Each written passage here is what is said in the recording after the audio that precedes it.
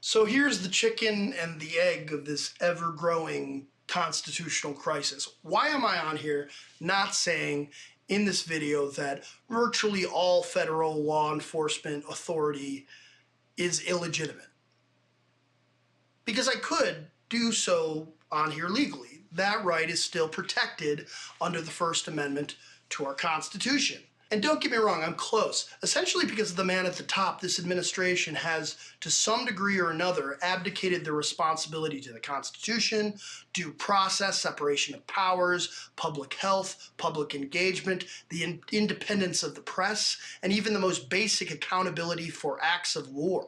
And then there's the concern that when our federal agencies are being headed by people who consistently violate the protections in that Constitution that they swore on, when does just the act of stating their illegitimacy make you a target of the largest, best-funded gang in the world? And of course, I don't want to be that sort of target, but every time I post myself saying something like this, not gonna lie, I am worried about somehow becoming another victim of the state. And you'll just have to trust me that if I was really worried about crossing some invisible line here, I wouldn't be doing any of this. Because I've come to terms with the fact that anyone who would come after me for exercising my First Amendment right, they're the criminals. And any list I'm going to be on, I'm probably already on it. But I still want to express that anxiety here to demonstrate the chilling effect they're trying to spread.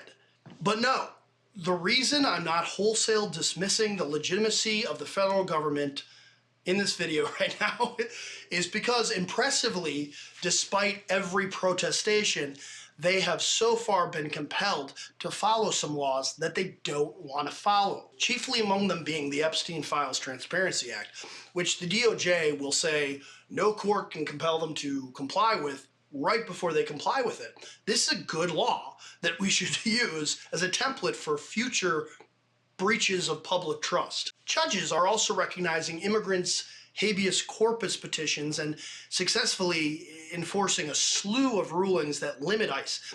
It's not enough. ICE needs to be abolished, but it is something.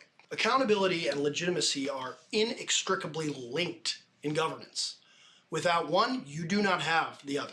Our founders recognized this in their rejection of the divine right of kings and the separation of powers with checks and balances.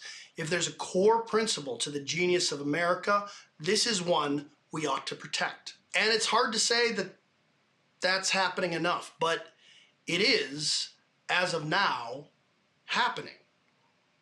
So what can we do about all this?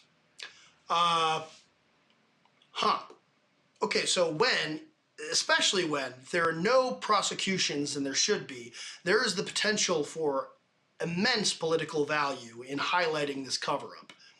Keep talking about it. Keep advocating for victims. Keep calling for those implicated to testify, including Donald Trump. But also keep calling for investigations and prosecutions here, just like everywhere else. Also, it's election season soon. Vote these assholes out of office. Call your representatives and get them on record. Anyone who isn't demanding investigations and prosecutions, anyone who's slow-walking or tacitly agreeing with the Republicans' position on the existence of ICE, or continuing these catch-and-release distraction acts of war, has got to go. And don't worry, we'll talk about the laziest wag the dog ever next time. Anyway, that's sanity check. I know I said they'd get shorter. There was just too much here, you guys. I'll clip it though. Even so, did I miss something? I'm sure I did. Let me know in the comments. Call me out where I'm wrong. Like and subscribe. Thanks for watching.